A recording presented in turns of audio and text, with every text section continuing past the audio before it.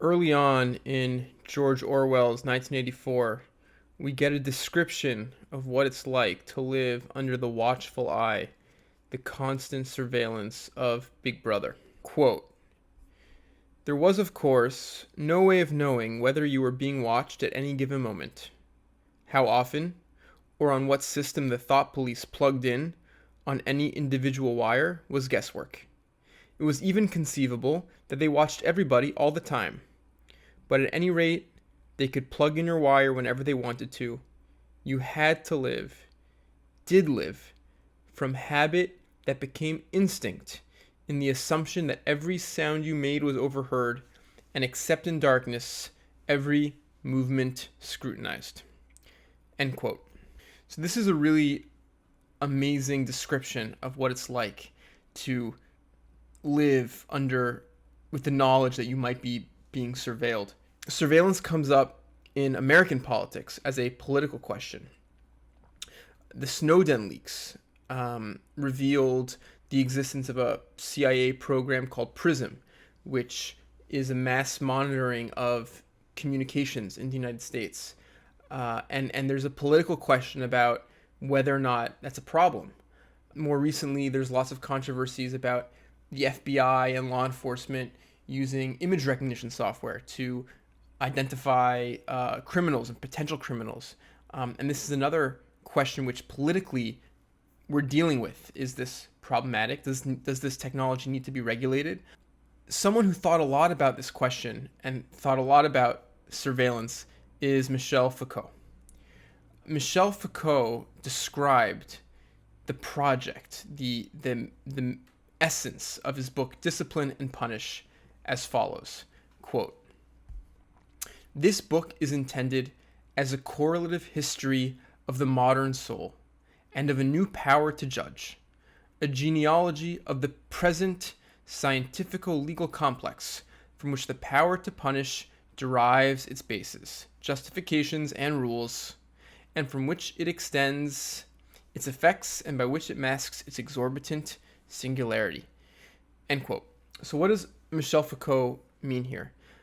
According to Michel Foucault, the prevalence, the ubiquity of modern surveillance technologies, the sense that in the modern world we're being watched, the sense that people who commit crimes in the modern world will get caught, specifically property crimes, has a huge impact on the experience of living in the modern world. It's what he describes as a history of the modern soul. It gets to the essence of what it means to be alive and to experience the world today as we know it. So what exactly does that mean? So first of all, for Michel Foucault, the difference between what is described in 1984 and what we experience is that in our society, in our mostly democratic society, in our capitalist society, we're not subjugated by a small number of authoritarian overlords. So in 1984, the powerful class is extremely small. Whereas in our society, the powerful class is actually much larger. It's like, according to Michel Foucault, it would be the capitalist class, the people who own the wealth, who own the companies. And so surveillance is mostly manifest not coming from government repression, but from capitalism, from the capitalists. It's most often and most keenly felt in the workplace. People who work in cubicles might have the experience of feeling like you're being watched, by your bosses. There's a big industry related to software that bosses can use to monitor what workers do on their computers. I read an article about truck drivers who have software and some extremely invasive surveillance systems that make sure that they take naps on a regular basis. And so obviously we can identify benefits from these kind of technologies, but at the same time there's something repressive. There's something disquieting about the experience of being surveilled, and even if you don't know whether or not you're being surveilled, just the potential of being surveilled, there's a way in which it makes you watch yourself. I think Michel Foucault would say that this is manifest in two somewhat contradictory ways in society. On the one hand, for people of means, people who grow up in some sort of affluence, it's very unusual to have almost any temptation to commit property crimes. So Foucault would say that property crimes are like the ultimate crime in a capitalist society. Property and ownership is the most inviolable element of a capitalist society. On the other hand, there's an almost opposite effect, Foucault would say, on the lowest class of society, the lowest rungs. In the lowest class of society, you're dealing with people who are desperate and people who commit crimes of desperation. And these people are kept under almost total government surveillance. In poor American cities, you have a very heavy police presence. It's a police presence that can feel sort of like an occupying military force, a police presence that will stop people on the street who look suspicious, stop people for driving because they look suspicious. And what this does, it has the effect of creating a very adversarial relationship with law enforcement. It inculcates a sense of being victimized by power. And this ultimately, inevitably, breeds criminality, breeds revolt. And the punishment for crimes of desperation, from poor people who are trying to survive, is constant total surveillance, the surveillance of prison. Prison, for Foucault, is the ultimate punishment in our modern society because it's an apparatus of total surveillance. It's a place of zero privacy. And prison also implies a family separation, taking parents away from their children, and it creates traumas. It destroys families, it destroys communities, it destroys economies, and it creates a cycle of desperation, a cycle of despair. Which just ultimately reinforces itself and is manifest as more criminality, which is punished with more surveillance until you have a population of people living in complete surveillance, where a huge percentage has been through prison, has been fingerprinted, has had their mugshot taken, has some sort of rap sheet, you might say. The experience of being on parole is an experience of total surveillance. And so that's how Foucault, I think, would understand surveillance in our modern society. And I think he would also say that the reason for this is clear. The reason for this kind of system is because ultimately the upper class is terrified of the lower class. Ultimately, it benefits the upper class to keep the lower class as oppressed and as surveilled as possible, because otherwise the lower class can rise up and can rebel and can try to redistribute wealth. Another theme in 1984 is this idea of forever wars. Winston, who's the main character in 1984, he comes across a book by Emmanuel Goldstein. The book is called The Theory and Practice of Oligarchical Collectivism. Emmanuel Goldstein is like this revolutionary character who stands against the authoritarian regime. And in this book, Goldstein writes in chapter 3, titled War is Peace, quote, "The primary aim of modern warfare is to use up the products of the machine without raising the general standard of living. Ever since the end of the 19th century, the problem of what to do with the surplus of consumption goods has been latent in industrial society." End quote. And so basically what Emmanuel Goldstein is saying, and what Orwell describes in this book, is you have a society where abundance is possible. People can have food, all the food they need, and all the material goods they need. But that would create a problem for power. Power doesn't want there to be abundance. Power doesn't want the people to be well-nourished and well-fed. And these material goods need to be consumed somehow.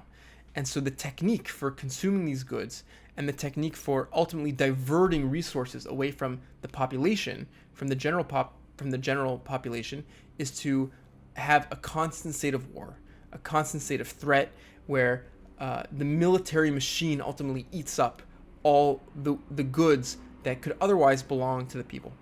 In his farewell address, President Eisenhower famously described something called the military-industrial complex in America.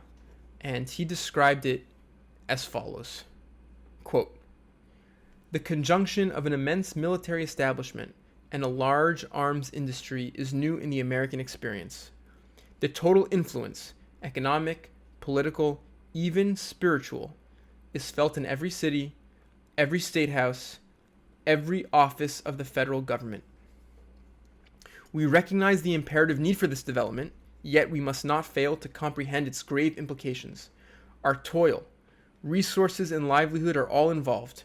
So is the very structure of our society. In the councils of government, we must guard against the acquisition of unwarranted influence, whether sought or unsought, by the military-industrial complex. End quote. Chomsky saw it a little bit differently. So this is a quote from an interview with Noam Chomsky. Quote, "I think Eisenhower's warning was appropriate, but either he didn't understand or else commentators don't understand. But the military-industrial complex, as he called it, is actually the core of the modern economy."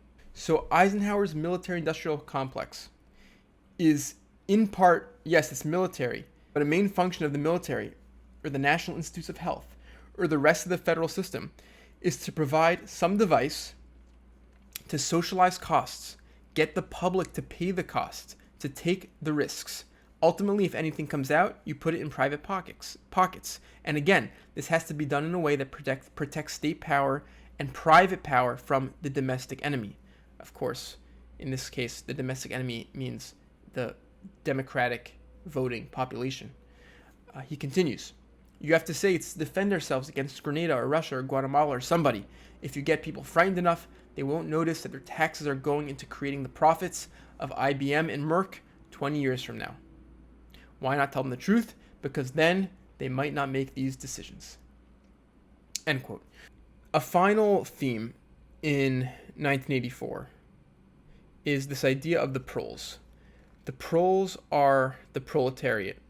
And in 1984, Winston has to grapple with the fact that he sort of understands what's going on. He's come to understand what's going on in the society, but the general population is so ignorant. The experience that Winston goes through in 1984 is very similar to the experience of Neo in the movie The Matrix. It's this experience of being red-pilled, you might say. It's this experience of waking up, of opening your eyes and realizing that there are these overlords, that there's the superstructure within which you live that you didn't know about, that was previously invisible to you. I think in every society, so much of politics is framed in these terms. On the right, in America today, there's, at least in internet forum culture, there's this concept of getting red-pilled, which of course draws from The Matrix, this idea of having your eyes opened. And usually that's understood to mean waking up to an understanding of the way in which maybe mainstream society censors language, or maybe the left, they might say, denies biology, or the way in which we're told to not believe things that to us are obvious. Maybe the inferiority of certain races, they might say, is a fact which is denied because of political correctness. So that would be waking up to those realizations would be called getting red-pilled. On the left, the idea, of course, is very symmetrical. The word which is often used is being woke, which of course means waking up. Understanding the ways in which we have the potential to create a society which is such a utopia. We have the potential. We have a democracy which is functioning, and we can distribute wealth in a way which is equitable. We have the power to end child poverty. And every day that child poverty continues is a choice that we're making to not end child poverty. And again, that experience is the same, this experience of alienation from people who seem to not understand and to not get it.